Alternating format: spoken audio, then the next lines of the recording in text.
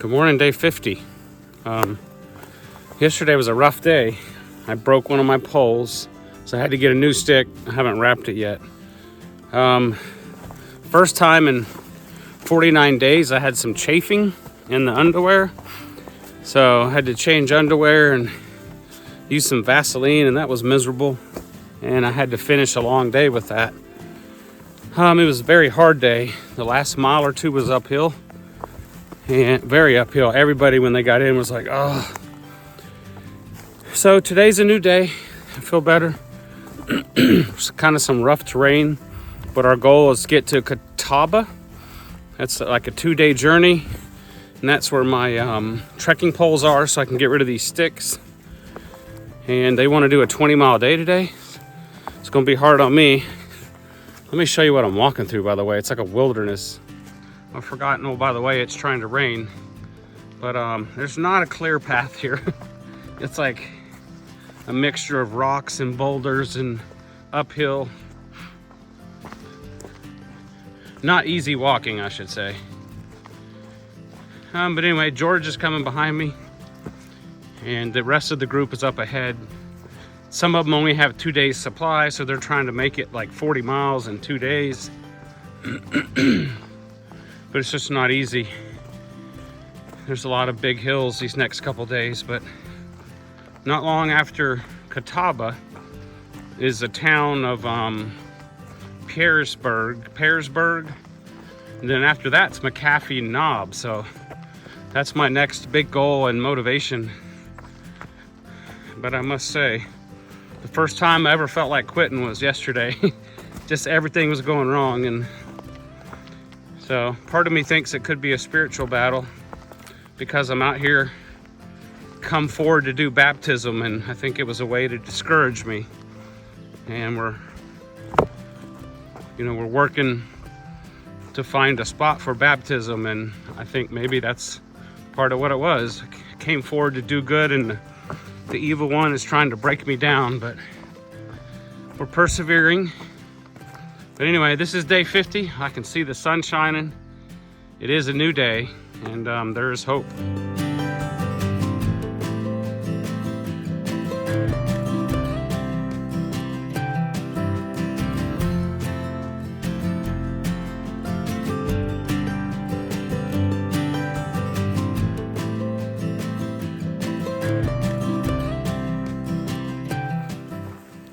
Hello, just a midday update.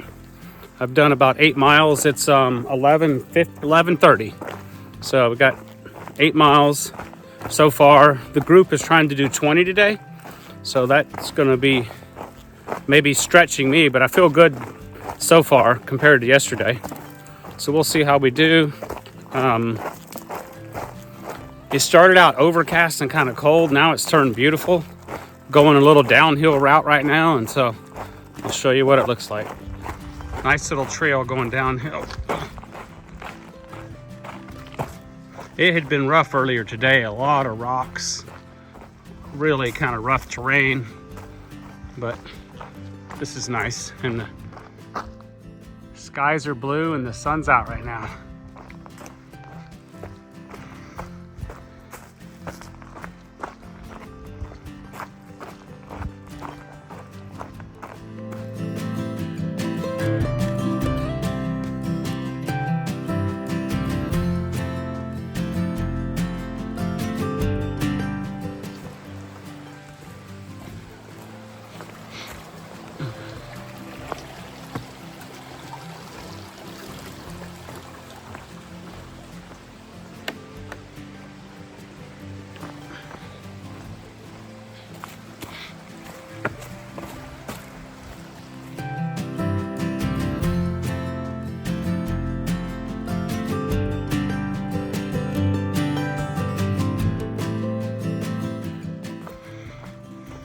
Coming up to a gap.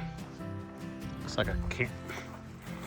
But what that means is I've got 2.5 miles up a pretty steep hill. So this next section is going to be a little bit of a workout. I'll send a picture.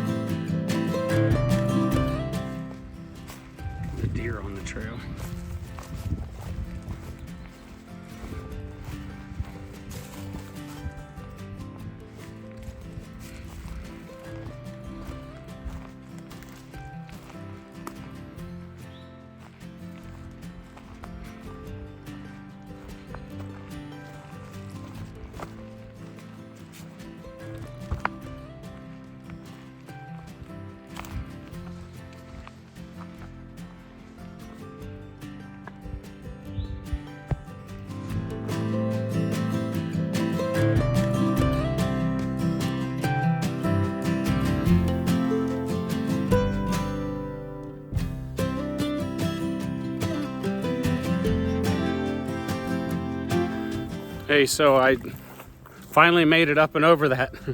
I mean, I'm like sweating, but it sure feels good. Got that behind me. And I think the rest of the day is not bad. We're trying to do 20 miles. I'm at almost 13, so probably got like 7 more, but it's only 2:20, so no problem. There's 2 people in front of me and the rest of the group is behind me, so it's been a good day. For having a bad day yesterday, I feel, oh, I hate when I kick a rock. Oh. So today is a better day until you kick a rock. All right.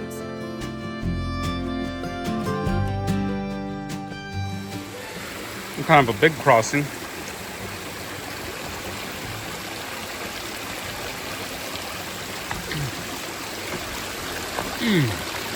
When you hear me grunt, my knees hurt every step.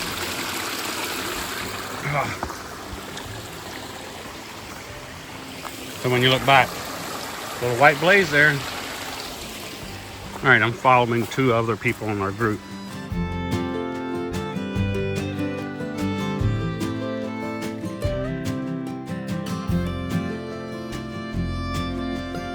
So I'm kind of coming out of the forest. Let me turn around.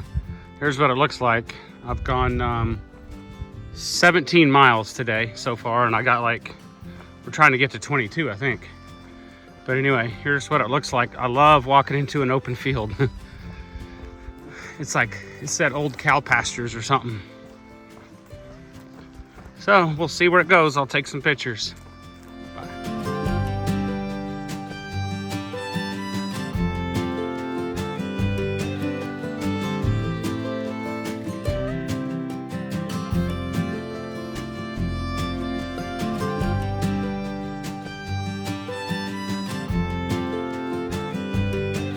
So I just came through one pasture into another. Check this out. Woo, I love this stuff. I've seen enough woods. Way down there, right in the middle of the screen, are 2 hikers that I've been following. They walk really fast. I can't keep up with them. But anyway, this is some amazing property here. I love this. Beautiful rolling green hills, and there's cows way up there on the hill. There's a power lines we go under, it says. But to me, yeah, some people love the forest and the woods, and that is nice. But I kind of like to mix it up a little, and I love green, I don't know what these are called, just open fields with cattle in them, and kind of makes you feel like you're back in civilization again when you come out of the woods. So.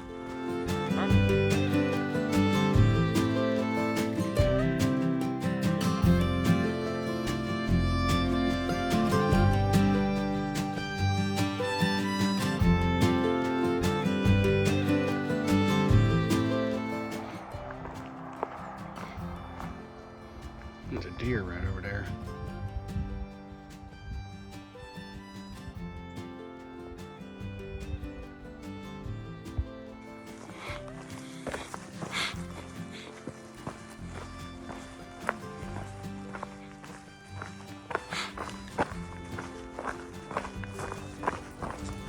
I've seen 2 deer today. That's cool. Oh wow, look at that old barn, big old tobacco barn.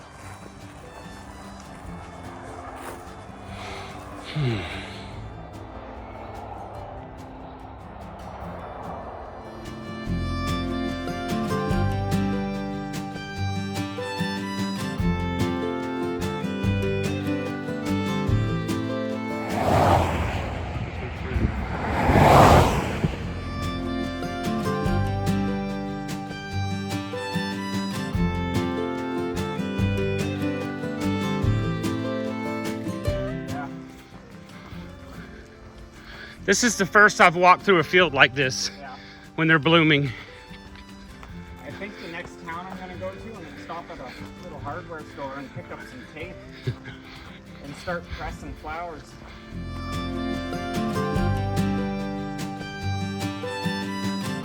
So everybody is, we're fellowshipping here.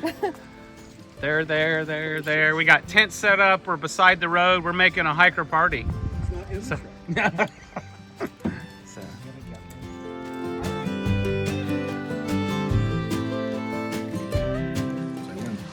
Whenever you're ready. All right, my name's John Young. I'm the cell administrator here on the George Washington and Jefferson National Forest. Woo!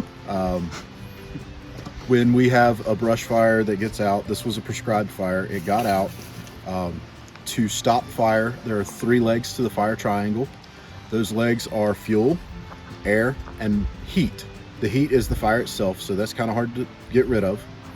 The fuel is the easiest thing to get rid of, and the air is, heat, air, fuel. The air is impossible to get rid of because, you know, if we took all the air away, we'd all die too. So the easiest way for us to get the fire to go out is to get rid of the fuel. So in this area, we use leaf blowers and we go outside the fire. We blow the leaves away from the fire, and then we do what's called a back burn. We light a small piece of fire, spot of fire, to burn back into the main body of the fire and take away all the excess fuel that's still there. The other option, getting rid of the heat, we have a helicopter with a bucket underneath it that will drop water on it. That's generally just to try and catch it. It's going to knock out the hottest part of the fire called the head, while the people are working the flanks to try and catch the flanks. So you'll have the helicopter on the head putting water on it to cool it down, to keep it from spreading as fast, and then workers on the sides doing removing the fuel to try and contain the sides from flanking out. Gotcha. Super cool.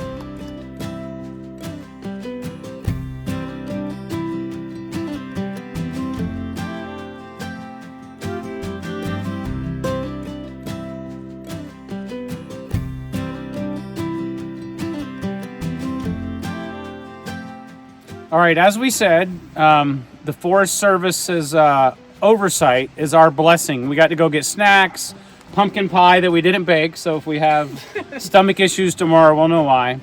So I feel like today I've initiated myself into the tramily. I had a weekday yesterday, but today I hung in there hard, right? I was humping hard, ripping it. I was up front, and I got to talk to almost all of you. And so I'm thankful to meet up with new friends. So that's mine. Well, I'm thankful for this whole situation right here. The Forest Service, whatever you'd want to call it. Extra training. Yep. No, well, you can, yeah. Oh, that's so I'm Chappie. Oh, Sonic. Sonic. I'm local. Okay. And I'm grateful for the pumpkin pie. Yeah. Okay. Oh, that's good. Even if it wasn't baked. Yes, unbaked. I'm Greenbeard. I'm thankful that I ran into such a fun group of hikers the other day. Awesome. And that's y'all. Yeah. Oh. You couldn't have figured it out. I'm Kit Kat, and I'm grateful just to be here with you all. And not, I feel like in this moment we could have been like, oh my gosh, like this sucks. Like, it's not what we expected to be, but I think we really made the most out of the situation, and all we can control is how we handle what comes to us, and I think we did a pretty darn good job. I'm Canada Dry, and I'm thankful for the unpredictability of the trail. Yeah, awesome. All right. Cheers.